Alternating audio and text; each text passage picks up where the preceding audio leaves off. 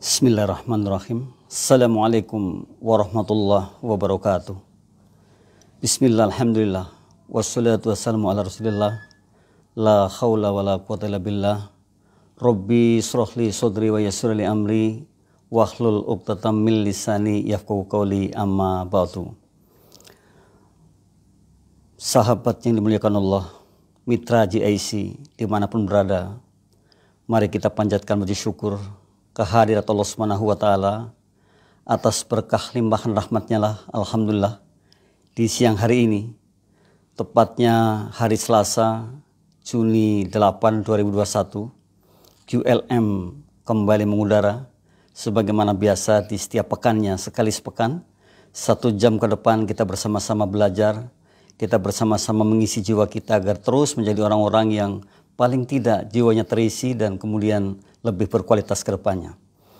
Dan pada hari ini QLM kita yang sudah yang ke-199.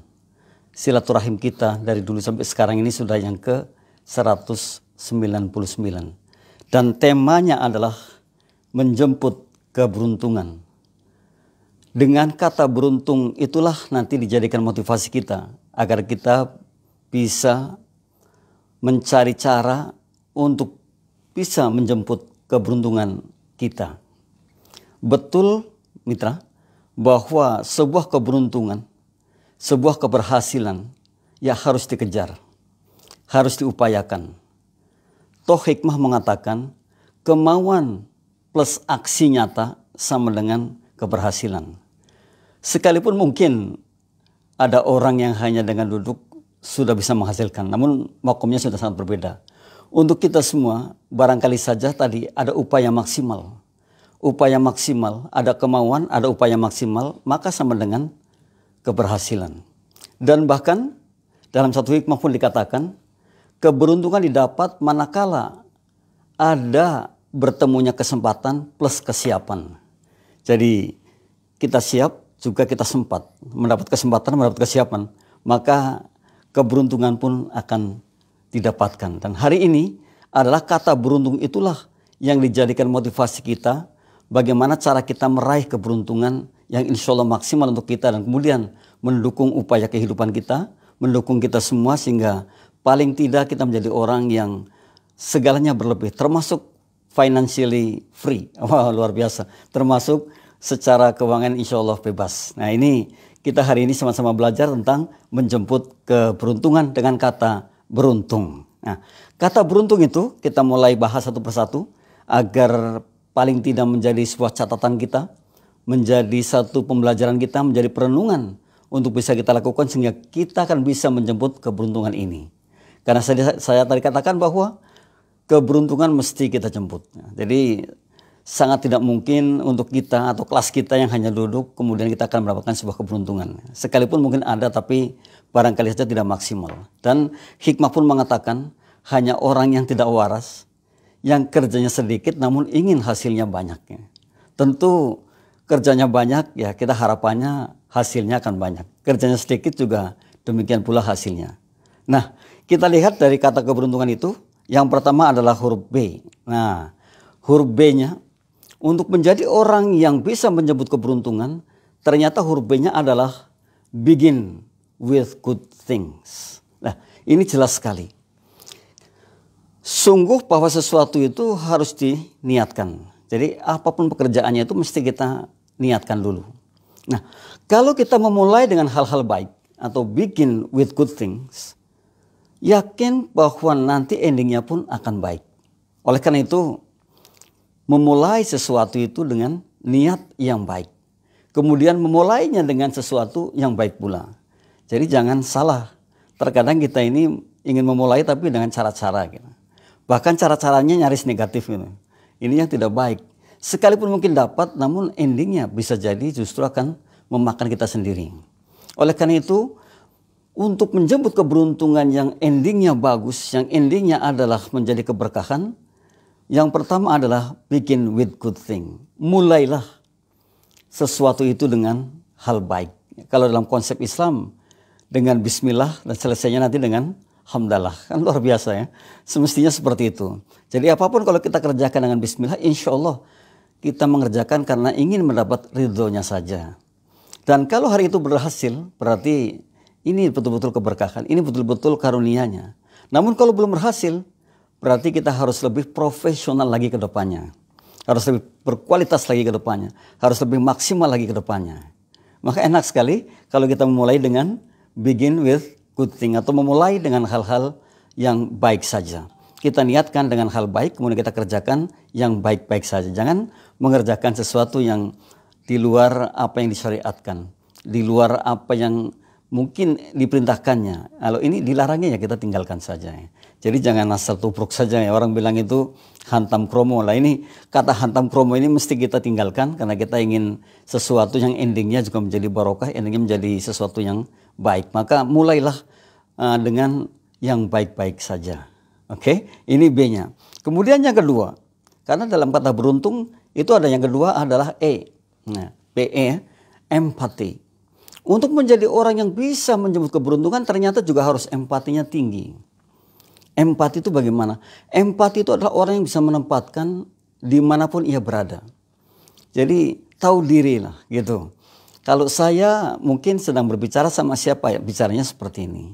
Kalau saya berada di mana sekarang ini ya, saya harus tahu saya ini gitu. Mungkin saya tamu, mungkin saya orang yang seperti ini. Jadi orang empati itulah ternyata orang yang pada akhirnya akan mendapatkan sesuatu yang luar biasa. Ya, jadi orang empati itu karena paham, bisa memanage dirinya sendiri dimanapun berada. Dan bisa tahu persis, karena empati itu tahu persis lah. Bisa mengontrol diri dengan baik. Dan pasti akan memahami di manakah kita berada. Memahami lingkungan kita berada, memahami kepada siapa kita bicara, dan memahami apa yang harus kita bicarakan. Nah ini pentingnya seperti itu. Untuk menjemput satu keberuntungan harus memiliki empati yang tinggi. Jadi orang-orang yang memiliki empati ini pasti akan memahami segalanya. Dan empati kalau kita kaji lebih dalam lagi adalah ketika kita bisa menempatkan diri kita sendiri di mana kita ini sedang berada, pada titik mana kita sedang berada. Jadi memahami diri. Dan orang yang paling bahagia adalah orang yang betul-betul bisa memahami dirinya. Toh hikmah mengatakan kalau kita bisa memahami diri kita mengetahui diri kita, kemampuan kita, kelemahan kita. Seperti apa sih saya ini? Maka akan mudah sekali mengarahkannya. Nah kalau hari ini mitra saja belum paham tentang dirinya, nah mencoba menjadi orang yang harus memahami dirinya sendiri. Jadi kalau kita paham dengan dirinya sendiri, maka kita akan sangat bahagia sekali. Bahkan ketika kita bisa mengontrol dirinya, maka termasuk yang paling bahagia. Karena sebahagia-bahagia orang itu adalah orang yang bisa mengontrol hawa nafsunya. Ini hikmah mengatakan seperti itu. Jadi kalau kita belum bisa sampai ke sana, barangkali kita perlu kemudian belajar bagaimana cara menjadi orang yang paham akan dirinya sendiri. Bagaimana menjadi orang yang pada akhirnya akan membangun empati dirinya tinggi. Dan kemudian kita pasti bisa menempatkan dimanapun kita berada. Orang-orang yang bisa menempatkan diri itu pasti akan mendapatkan sesuatu yang mungkin saja dibandingkan yang lain akan berbeda. Ada kata-kata yang sangat luar biasa. Anda sopan, kami segan. Di sini orang empati pasti sopannya.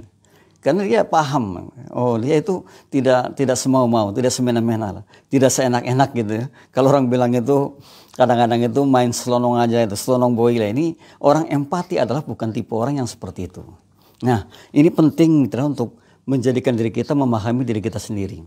Cobalah ukur diri kita ini. Lalu yang paling baik adalah ketika kita paham bahwa saya ini siapa. Lalu saya ini sebenarnya apa. Kemudian saya mau kemana sebenarnya sih. Nah ini dengan paham seperti itu maka bisa jadi kita pada akhirnya bisa mengukur diri kita sendiri. Terkadang kita lali, kita bisa mengukur orang lain namun kita tidak bisa mengukur dirinya sendiri. Terkadang seperti itu. Dan kalau itu terjadi kan jadi miris. Kita sorak-sorai untuk orang lain namun untuk dirinya sendiri tidak pernah sorak-sorai kan gitu. Tidak pernah merasakan betapa ini saya loh kayak gini. Ini loh saya kekurangan saya, ini loh kelebihan saya, ini loh yang mesti saya eksplor. Ini loh saya. Nah, mestinya seperti itu. Nah, Mentra, mulai saat ini ayo kita mulai membangun empati diri, memahami diri, mengenali diri dengan baik dan kemudian kita ini akan bisa menentukan arah kebijakan kita sampai di mana kita ingin menjadi orang yang paling tidak titiknya di situ. Paling tidak ada goal di situ, paling tidak ada kesuksesan di situ. Sangat luar biasa kalau kita menjadi orang yang betul-betul memahami tentang empati diri yang tinggi tadi, atau memiliki empati diri yang tinggi. Nah, yang ketiga, setelah kita tahu bahwa kata beruntung itu ada B, ada E, ada R. R-nya adalah reconfirm. Nah, ini juga penting untuk kita, bahwa mengkonfirmasi diri ini adalah sesuatu kebutuhan. Oleh karena itu para pebijak mengatakan, wahai saudaraku, barang 5-10 menit di setiap sorenya mencoba kontemplasi, mencoba merenung, mencoba melihat apa yang telah dikerjakan, apa yang baik dan apa yang tidak baik. Takar-takarlah agar esok hari mengerjakan lebih baik lagi. Ini penting. Jadi ayo, siapa yang hari ini belum pernah seperti itu? Jadi ternyata kita ini sudah diajarkan oleh pendahulu kita yang sangat luar biasa, para pebijak itu, bahwa setiap sorenya kita mungkin mengundurkan diri dulu, menyepi, lalu kita merenung, kontemplasi, reconfirm atau mengkonfirmasi diri. Kemudian kita akan melihat berapa persenkah hari ini selama saya bekerja, kemudian yang saya kerjakan kemanfaatannya jauh lebih hebat. Nah, berapa persenkah sebenarnya yang mandorot? Nah, kalau ukuran-ukuran itu kita coba analisis, kita coba pikirkan, kita coba pahami, bisa jadi hari esok akan lebih baik lagi. Oleh karena itu, janganlah kita menjadi orang yang ketika kita pulang ya sudah diam, tutup, nanti besok berangkat ya, yang penting kerja. Jangan seperti itu. Karena ternyata ada pembelajaran di mana kita 5-10 menit itu merenung atau mereconfirm, mengkonfirmasi diri. Atau paling tidak kalau saya katakan merenung diri. Itu penting sekali.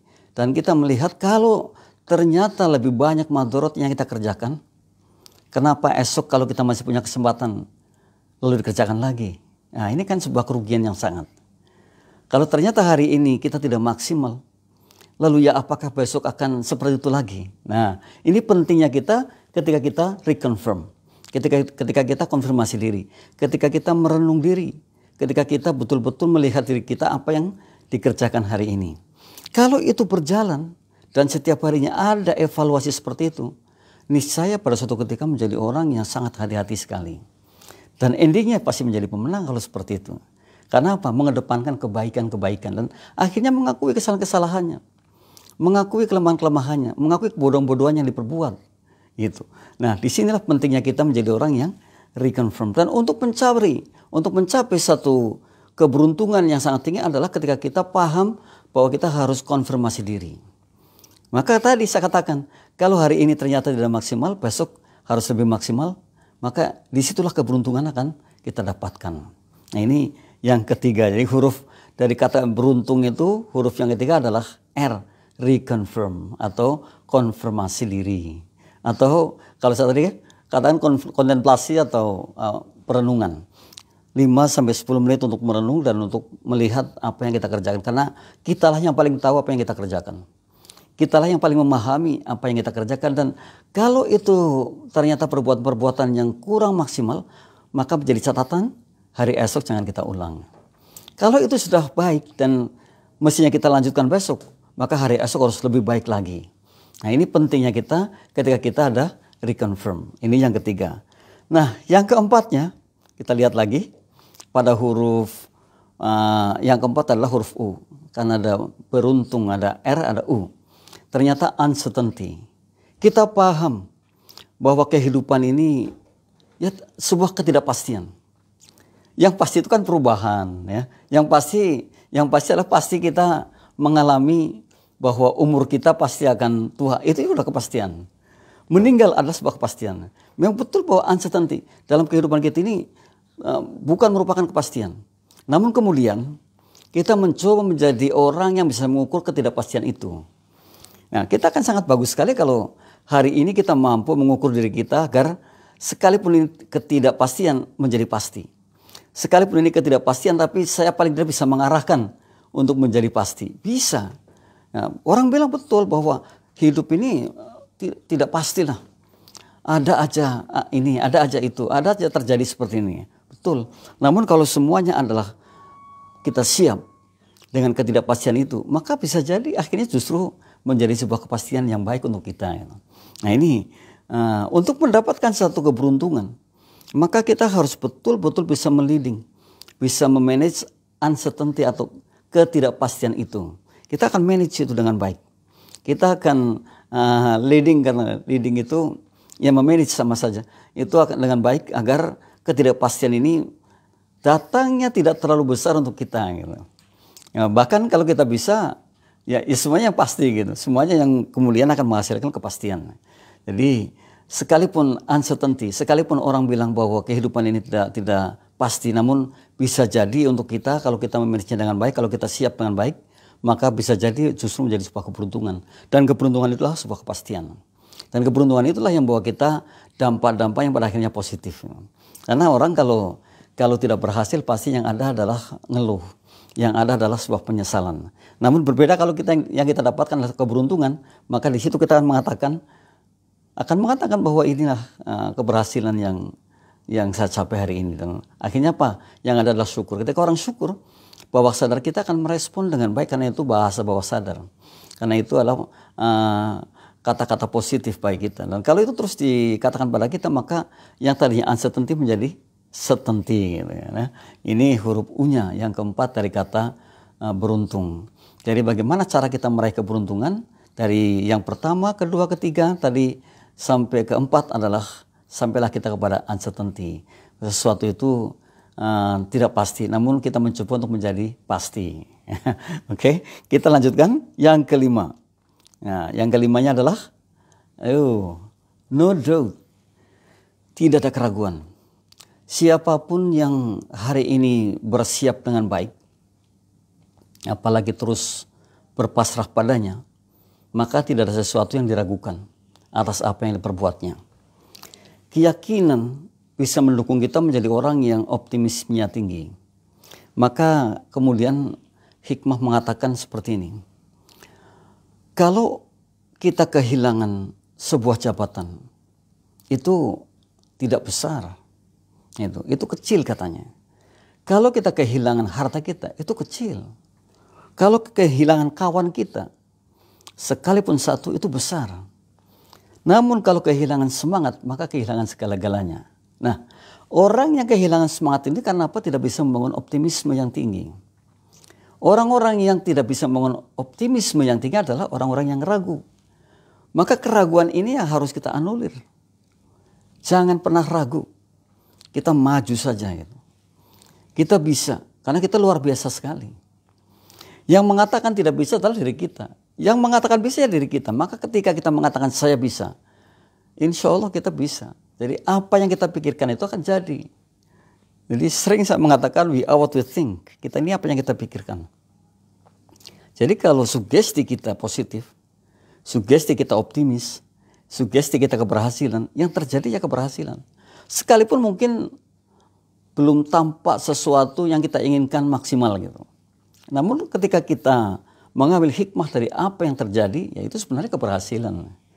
Tidak ada sesuatu yang merugikan. Nah inilah pentingnya kita ketika kita mengatakan no doubt.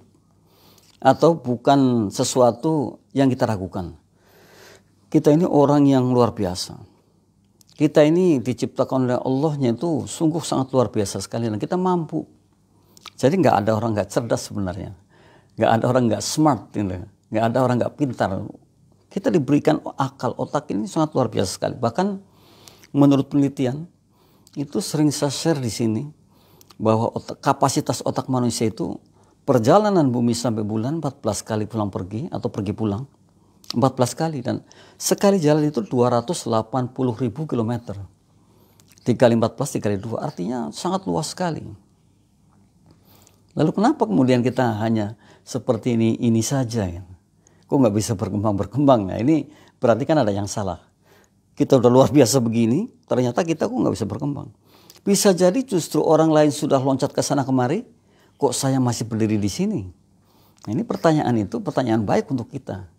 Berarti ada yang salah pada diri kita. Kita ini orang hebat, orang luar biasa. orang yang sudah dibekali oleh Allah segala-galanya.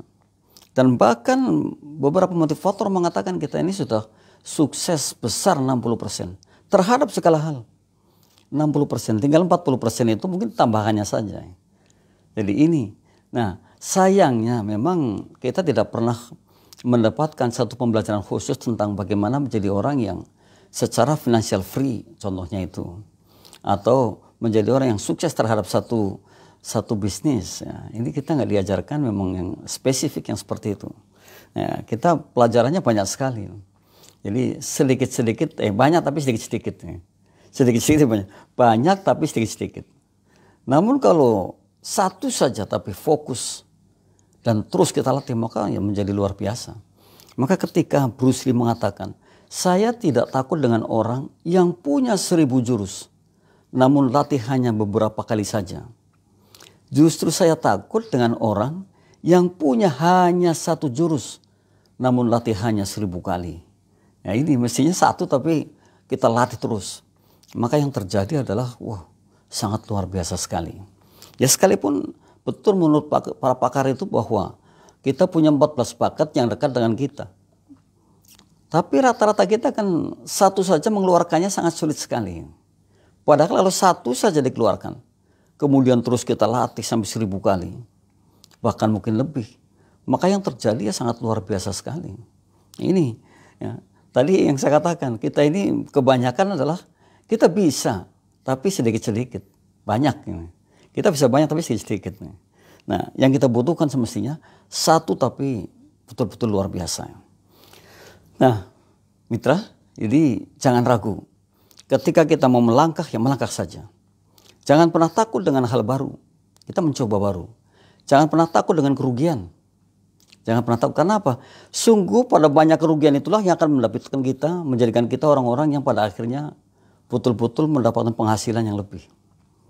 Jadi menurut satu riwayat itu orang-orang yang hari ini berhasil tinggi adalah orang-orang yang bergelimang dengan ketidakberhasilan di masa lalunya. Jadi mestinya tidak usah khawatir. Karena betul kalau kata hikmah itu, ketika kita belum berhasil, maka kita harus lebih profesional ke depannya. Dan pelajari kekurangan-kekurangannya. Itu kan keuntungan besar sebenarnya itu kan. Itu. Sehingga akan ke depannya nanti kita akan menjadi orang yang tidak lagi jatuh dalam tempat yang sama 2 kali. Nah ini orang sering mengatakan jatuh di tempat yang sama, jangan sampai jatuh di tempat yang sama 2 kali. Sekalipun mestinya boleh saja. Bahkan lebih dari 2 pun boleh. Semakin banyak kita jatuh di tempat yang sama, semakin hafal kita, mestinya seperti itu. Nah ini pentingnya kita menjadi orang yang paham akan kehidupan yang lebih baik ke depannya, akan keprofesionalismenya diri gitu. Atau paling tidak adalah kita orang-orang yang melangkah dengan penuh motivasi. Orang-orang yang melangkah dengan penuh optimisme. Maka insya Allah kita akan adalah orang-orang yang pada akhirnya akan memahami diri dengan baik. Nah yang keenam, ada 9 huruf ternyata dalam kata beruntung itu. T, ya, atau yang keenam adalah huruf T. Take a time. Jadi maksudnya seperti ini, kita segala sesuatu didapat tidak ujuk-ujuk ya, menghasilkannya, tidak ujuk-ujuk dapat. Sekalipun mungkin ada tapi boleh dikatakan ya dalam sekian ribu orang mungkin 1 atau 2. Ya. Jadi semua melalui sebuah proses. Bisa jadi prosesnya panjang. Jadi maka kita take a time. Ini proses, kita sedang berproses gitu. Jadi tidak serta-merta kemudian kita dapat. Kita nikmati proses itu. Kita jangan sampai menjadi orang yang tidak suka dengan proses. Ya. Jadi kita harus menyukai prosesnya. Betul mungkin dalam proses itu ya saya yakin sih bervariasi. Ada banyak hal yang bisa jadi akan melemahkan kita. Banyak hal yang bisa jadi akan membelokkan kita kepada hal lain. Dalam proses itu luar biasa. Namun kalau kemudian kita fokus pada tujuan utama, karena kita sudah punya planning, maka ya insya Allah take time ini diperlukan untuk kita. Gitu. Bahkan orang-orang bijak mengatakan, ketika Anda terus belum menghasilkan secara maksimal, berhenti sejenak. Suruh berhenti. Ya, artinya berhenti itu untuk belajar. Ya inilah ambil waktu kan di sini. Jadi tidak terus-terusan. Dan nanti maju lagi dengan ilmu baru. Ini pentingnya seperti itu. Dan bahkan yang luar biasa lagi adalah ketika Anda belum berhasil dan belum berhasil terus mencoba terus sampai betul-betul berhasil. Sekalipun nanti puluhan kali mencoba terus itu. Itu luar biasa. Sudah katakanlah 1, 2, 3 kali bangkrut, tapi terus saja mencoba. Maka suatu ketika akan hafal dengan itu. Dan bisa jadi belum sampai puluhan kali kita sudah bisa mandiri. Ada sebuah buku yang sangat bagus, 7 kali gagal, 1 kali bangkit. Ya, artinya 7 kali ia memulai berbisnis terus dan terus gagal. Tapi ke-8-nya berhasil. Nah ini juga luar biasa. Dalam buku itu dituliskan bahwa ya di dalam prosesnya yang sangat luar biasa sekali. Yang penulisnya itu katakan di buku itu. Jadi bukunya adalah 7 kali gagal, 1 kali bangkit. Itu yang ke-8. Ya, ini masih mending mungkin ya. Mungkin ada yang sampai puluhan kali dan gagal lagi. Sehingga ada bahasa gagal maning gitu ya.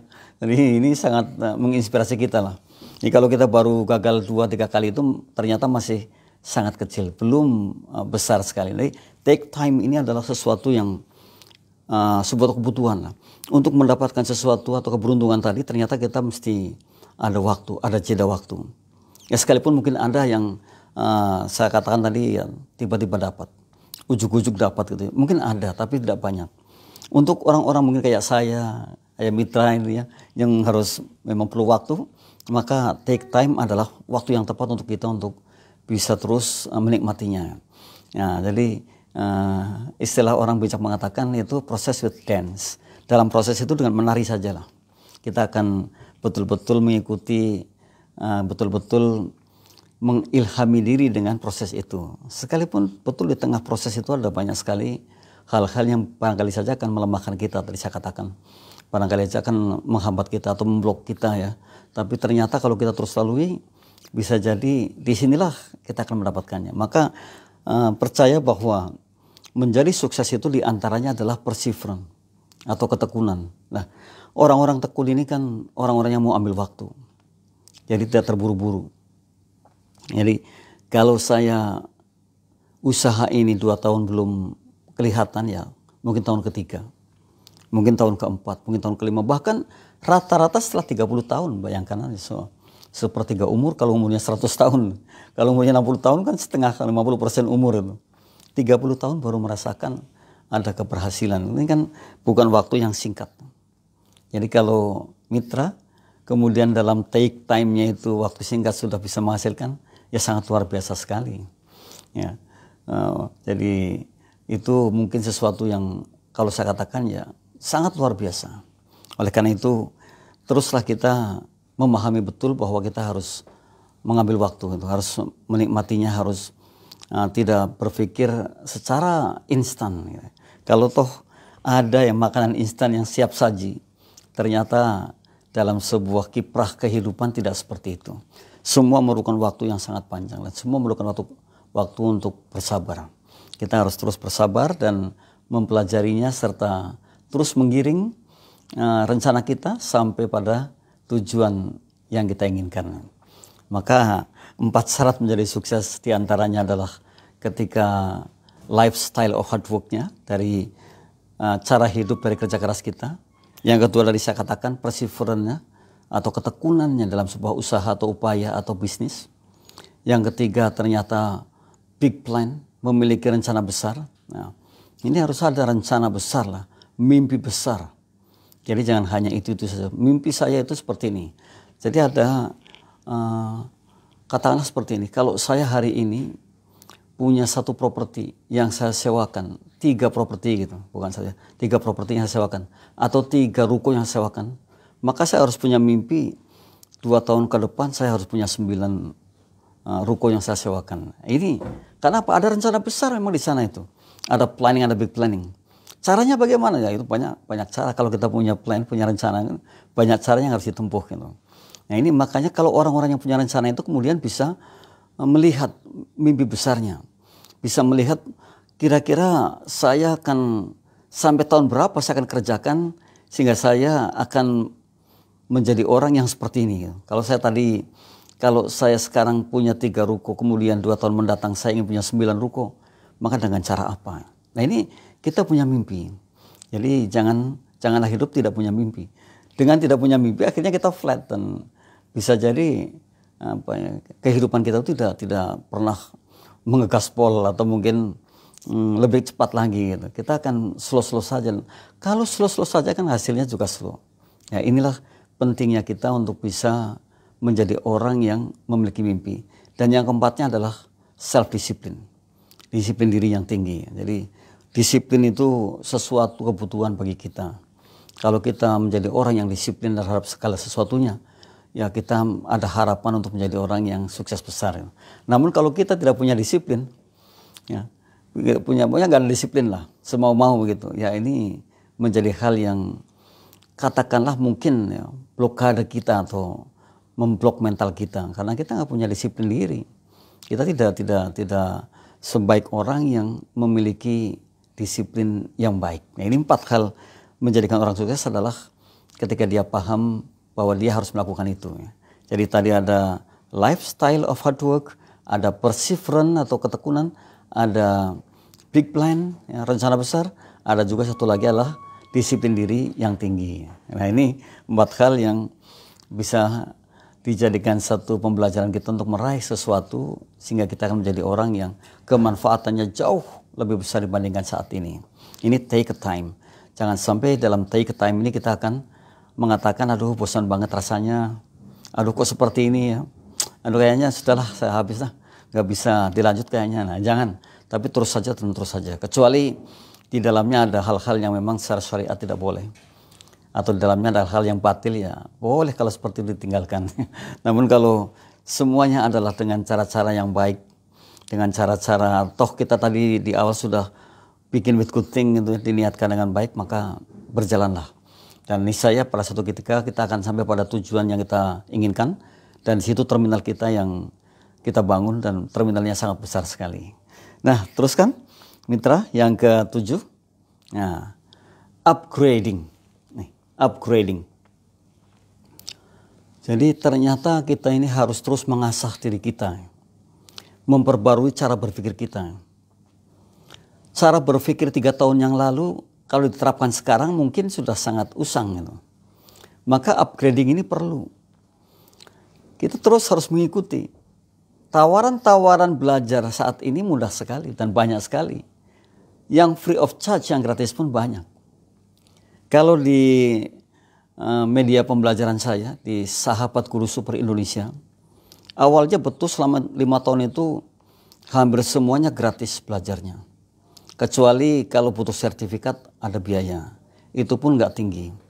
Namun sekarang kita mencoba membuka pembelajaran khusus dengan 5 materi dan dikerjakan atau dilaksanakan tiap hari, Senin sampai Jumat. Seperti hari ini Selasa, jam 4 nanti saya dapat jadwal mengajarkan hypnoteaching. Dan itu berbayar, hanya 90.000. Ternyata alhamdulillah juga animo masyarakat untuk bergabung banyak sekali. Dan itu nggak terbatas, karena apa? Kita menggunakan media internet. Jadi siapapun boleh bergabung, sebanyak-banyak juga boleh. Dan dengan materi yang sama. Ya, ini keuntungan kita untuk mendapatkan ilmu yang sama juga. Nah ini salah satunya. Upgrading ini diperlukan. Kita harus terus mengupgrade diri. Kalau kita belum tahu, kita tanyakan. Kalau saya sering sekali belajar dengan anak-anak muda yang ada di grup, yang ada di media pembelajaran saya tanya nggak malu-malu, dan alhamdulillah sering dapat dan sering bisa. Yang tadinya nggak bisa jadi bisa gitu. Jadi itulah upgrading. Jangan sampai kita ini terus tidak mengupgrade dirinya, karena kalau tidak mengupgrade berarti ada sesuatu yang tertinggal. Kalau kita tidak upgrade, ada sesuatu yang bisa jadi kita malah nggak tahu apa-apa gitu. Dan hebatnya satu pengalaman yang luar biasa, mitra. Kalau mitra mungkin nanti akan networking atau membangun sebuah net dengan media pembelajaran atau dengan aplikasi, kita betul-betul harus menjadi orang yang sangat bijak. Kalau nggak bijak itu mudah sekali ditinggalkan. Dulu pengalaman saya pernah keras. Apa sih? Karena mungkin pikiran saya seperti itu. Jadi kekeh dengan pendapat saya. Ternyata, wow, orang-orang hebatnya keluar. Orang-orang yang mestinya mendukung kita keluar gitu ya. Jadi kita harus betul-betul bisa ngomong, harus bijak, kemudian harus betul-betul menjadi orang yang rasa hormatnya tinggi. Nah tadi pada empati, ya, pada empati. Kalau kita empatinya tinggi, maka bisa diterima oleh mereka semua, dan mereka itu adalah orang-orang hebat yang akan bergabung dengan kita. Toh hikmah mengatakan orang luar biasa adalah orang yang bisa mengumpulkan orang-orang hebat menjadi satu, kemudian untuk memberikan pembelajaran yang berbeda. Ya, jadi dikumpulkan jadi satu namun berbeda itu. Ya, bidangnya masing-masing. Ini orang hebat itu. Kita belajar seperti itu. Nah, upgrading sebuah kebutuhan untuk kita saat ini. Jadi kita tidak akan ketinggalan kalau kita terus mengupgrade dirinya. Memperbarui cara berpikirnya, memperbarui cara komunikasinya, memperbarui cara kita ini, bagaimana cara kita mendapatkan atau berinteraksi dengan orang lain dengan medsos. Maka di sana juga perlu pembelajaran, ya. Perlu sekali, sangat perlu sekali, dan kita tidak menjadi orang yang akhirnya ditinggalkan oleh banyak orang gitu. Karena kita paham betul bagaimana menghargai ketika kita berhubungan di medsos, kita paham betul bagaimana kita bisa memanfaatkan orang banyak di medsos dan saling memanfaatkan. Nah ini, dan pada akhirnya akan mendapatkan keberuntungan yang sangat ketika kita terus upgrade diri dan kemudian upgrade segala-galanya, termasuk perilaku kita bermedsos juga. Nah ini penting, dan saat ini saat yang tepat untuk mitra untuk bisa membangun yang namanya networking dengan internet, karena di mana-mana sudah internet, tidak ada lagi orang yang tidak internet. Nah sampai di bawah gunung pun sudah internet kita hubungannya, sudah WA, Telegram, YouTube-nya, atau Google Meet-nya, atau Zoom-nya, atau yang lainnya banyak sekali, atau Skype-nya. Sekarang sudah tidak lagi sesuatu yang katakanlah asing gitu ya. Mungkin 10 tahun ke belakang ya agak berat yang seperti itu, namun sekarang sudah betul-betul menjadi kebutuhan sehari-hari. Ya, orang bilang bahkan setiap harinya yang namanya Android itu tidak lepas dari tangan kita gitu.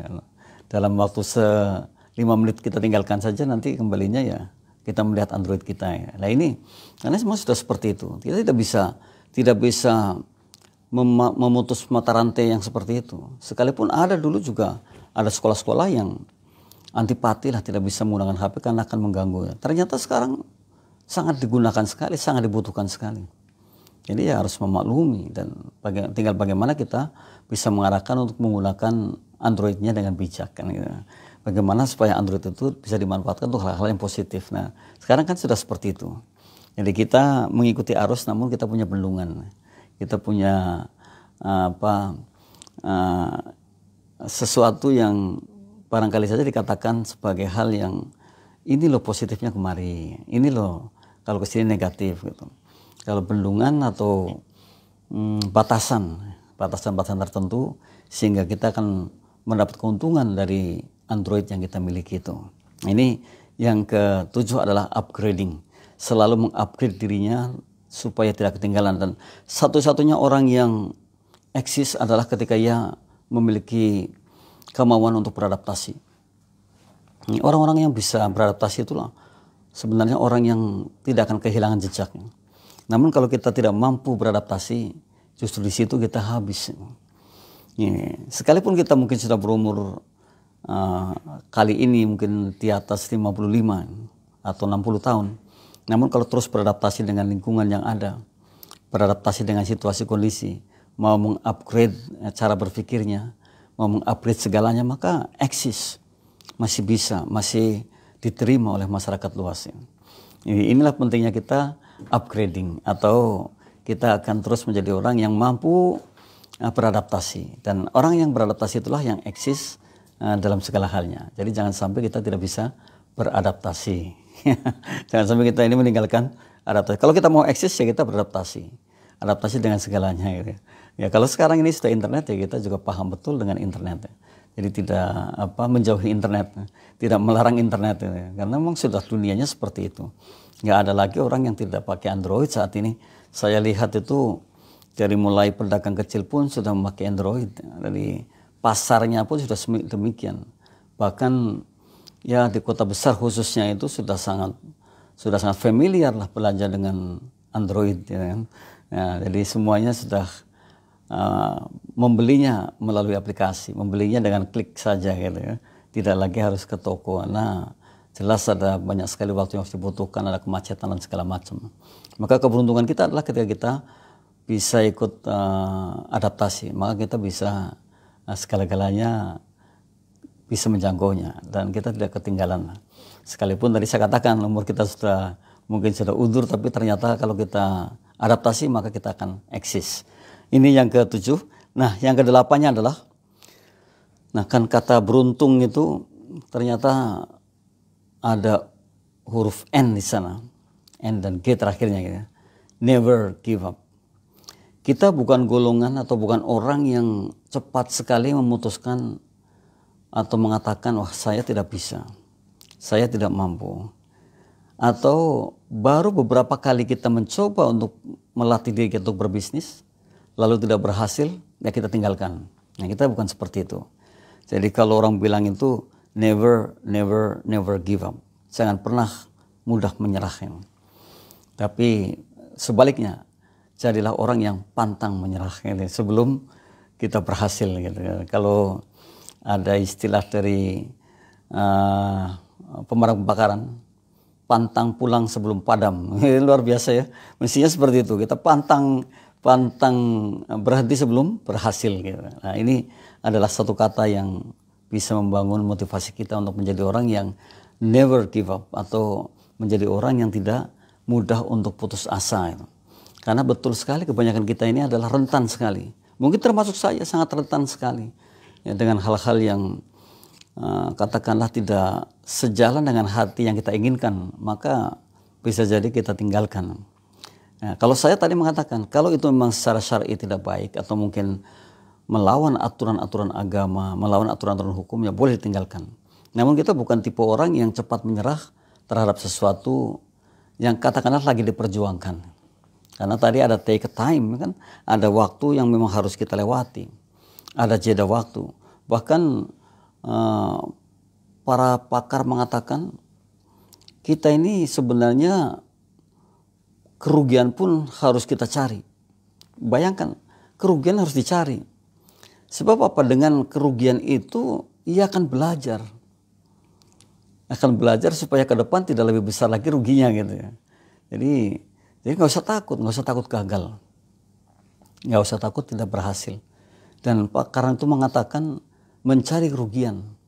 Wah, orang hebat ya. Jadi kalau kita lihat ada toko obral, mungkin itu salah satu caranya. Kalau harga toko di bawah pasar, di bawah rata-rata harga kemarin, bisa jadi itu satu cara untuk belajar menjadi orang yang merugi. Nah, ini hebat banget. Berani nggak kita seperti itu, kira-kira begitu ya pertanyaannya. Berani nggak kita ini menjadi orang yang merugi ya, gitu. Padahal kalau kita kemudian kaji ke dalam, mestinya kita berani karena kita ingin yang seperti itu. Nah, ini konsepnya itu luar biasa kalau kita sampai ke sana. Ini mungkin justru kita akan menjadi orang berhasil dini ya, kalau kita sudah memiliki konsep seperti itu. Kenapa? Keterpurukan atau ketidakberhasilan itu kita cari. Ya, bahkan yang seperti itu yang biasanya itu akan lebih cepat menjadi orang yang berhasil atas upayanya. Ya, jadi kalau hari ini kita kehilangan sesuatu ya kecil sekali kan gitu. Nah, tapi jangan kehilangan semangat, karena kehilangan semangat itu kehilangan segala-galanya. Nah, ini pentingnya kita untuk memahami bahwa kita never give up. Untuk menjadi orang yang bisa meraih keberuntungan adalah ternyata harus terus dan terus orangnya itu pantang menyerah. Orangnya itu tidak mudah menyerah dan bahkan getol itu, ulet. Wah, orang ulet kayak apa ya? Orang getol itu seperti apa gitu. Jadi getol itu artinya sangat ekstra lah, kerjanya itu kerja ekstra, kerja yang luar biasa. Atau tadi orang yang pantang menyerah itu terus-terusan maju, jadi nggak ada mundurnya. Ini jadi nggak pernah bilang kalah sebelum berperang gitu. Yang ada itu kalau kalah setelah berperang saya betul-betul menjadi orang yang terhormat. Nah, ini kata-kata never give up untuk kita. Jadi mitra mestinya adalah orang-orang yang bisa menanamkan never give up. Jadi bukan orang yang cengeng, bukan menjadi pecundang, namun menjadi pemenangnya. Sekalipun keberhasilannya mungkin belum sesuai dengan apa yang kita inginkan, namun kita menjadi pemenang. Paling tidak kita sudah maju. Nah, ini orang yang bilang never give up.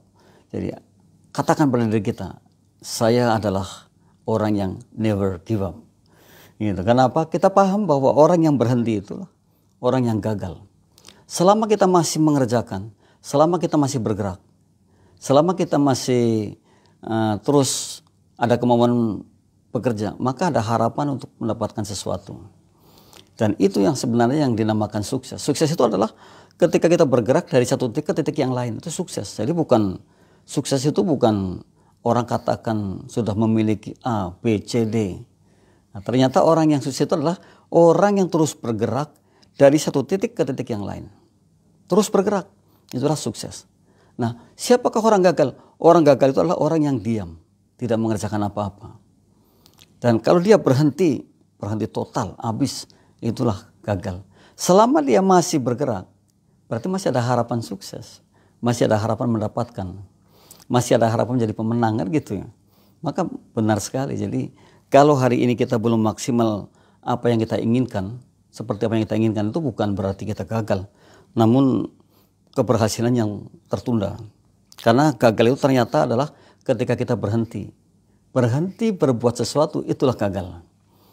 Selama kita masih bergerak, selama kita masih mau, selama kita masih maju, selama masih kita menggunakan tangan kita, kaki kita, pikiran kita, telinga kita, semuanya mendukung kita untuk berjalan, berarti kita masih ada harapan menjadi orang yang sukses besar. Itu tidak bisa dikatakan gagal ketika keberhasilannya belum sesuai dengan apa yang kita inginkan. Namun ketika kita sudah habis duduk dan tidak berbuat apa-apa, itulah sebenarnya kita gagal. Dan orang gagal itu adalah orang yang tidak berbuat apa-apa.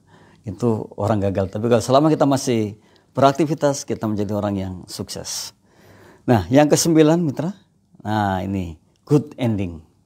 Jadi tadi di awal kan sudah begin with good thing, memulai dengan hal yang baik. Kemudian kita prosesnya ya, ini untuk menjadi orang yang menjemput keberuntungan.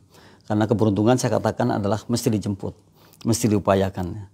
Ya sekalipun ada orang-orang yang mungkin nggak mengupayakan maksimal, namun keberuntungannya tinggi, tapi makomnya sudah sangat berbeda. Untuk kita ya harus upaya maksimal. Dan dikatakan hikmah, hanya orang yang tidak waras saja, yang kerjanya sedikit namun ingin hasil yang sangat banyak. Nah, good ending ini yang kita inginkan adalah seperti itu. Ya, jadi akhirnya menjadi akhir yang baik. Banyak di antara kita justru akhirnya itu kok jelek sekali. Di awal baik, bagus sekali. Akhirnya malah masuk hotel Prodeo. Ini kan gak baik. Mestinya tidak seperti itu. Kita ingin bahwa di awal kita baik, akhirnya pun akan sangat baik. Akhirnya pun akan mendukung kita menjadi orang yang meninggalkan kebaikan. Ini good ending. Jadi impikanlah ketika kita mengerjakan sesuatu agar endingnya adalah good ending. Jadi kalau menurut orang-orang yang bijak itu, coba Anda pikirkan hasil akhirnya apa. Nah, ini adalah good ending. Kalau kita berpikir bahwa hasil akhirnya adalah good ending, ya kita memulai. Tapi saya yakin ketika kita mulainya dengan hal baik atau begin with good thing, kemudian kita menikmati prosesnya dengan baik pula, maka endingnya juga saya yakin akan baik sekali. Dan ini kalau kita endingnya baik, satu hal besar yang kita ciptakan. Karena rata-rata di depannya bagus, tapi di tengahnya atau di belakangnya malah menjadi rusak. Nah, ini untuk mendapatkan sesuatu yang kita inginkan, sebuah keberuntungan yang kita inginkan dengan huruf per huruf dari kata beruntung, ternyata G-nya adalah yang terakhir, good ending. Kita akan mendapatkan sesuatu yang paling membahagiakan. Karena apa? Karena terjadinya kebaikan yang ada pada diri kita. Karena kita akan meninggalkan kebaikan-kebaikan. Kita akan melalui prosesnya dengan baik pula. Kita memulai baik, prosesnya juga baik, endingnya juga baik. Ini yang kita harapkan seperti itu. Pembelajaran-pembelajaran kita sudah kita lalui. Yakin kalau mungkin siapapun yang sudah katakanlah panjang dalam hidup, di atas 50 tahun, mungkin sudah mengalami banyak hal-hal yang orang bilang itu saya sudah mengalami manis pahitnya hidup. Nah ini sebenarnya kalau pada akhirnya endingnya bagus ya, keberhasilan yang sangat luar biasa itu. Semua kita ingin bahwa ending kita adalah ending yang bagus, bukan sebaliknya. Kalau kita mendapatkan endingnya buruk, artinya ya kita harus segera membalikkan keburukan itu menjadi kebaikan. Sekalipun jelas perlu waktu yang sangat, ya, atau take a time tadi ya, jelas bahwa kita perlu sesuatu yang sangat untuk bisa mengembalikan seperti itu. Maka hati-hatilah mitra untuk menjadi orang yang senantiasa berpijak pada apa yang disyariatkan. Insya Allah akan baik terus ya.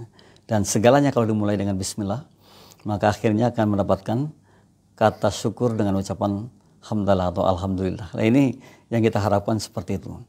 Mitra, rupanya waktu sudah sangat sempit bagi kita ya, atau sudah sangat dekat untuk closing statement. Insya Allah kita berjumpa lagi di pekan depan dengan tema-tema yang erat kaitannya dengan kehidupan kita. Terima kasih sudah sama-sama belajar dan doakan kita semua termasuk siapapun yang kita kenal maupun yang tidak kenal, dengan doa yang tulus dan ikhlas semoga Allah senantiasa melindunginya serta membimbingnya menjadi orang-orang yang pada jalan yang lurus, jalan yang benar, jalan yang diridhoinya. Kita punya niatan bahwa kita apapun yang kita berbuat adalah insya Allah karena ingin mendapat ridhonya. Maka ketika kita seperti itu dan niat kita seperti itu, insya Allah kita adalah orang-orang yang endingnya baik. Atau ketika kita mendapatkan kabar bahwa seseorang sudah husnul khotimah atau dengan akhir hidup yang baik, maka kita ucapkan alhamdulillah. Itu pantas ya, rasanya seperti itu. Nah ini kita pun mestinya seperti itu. Janganlah kita berpikir hanya sekecil ya yang kita inginkan saja, namun kita harus berpikir luas banget, kemudian berpikir keselamatan bukan hanya dunia namun akhiratnya juga.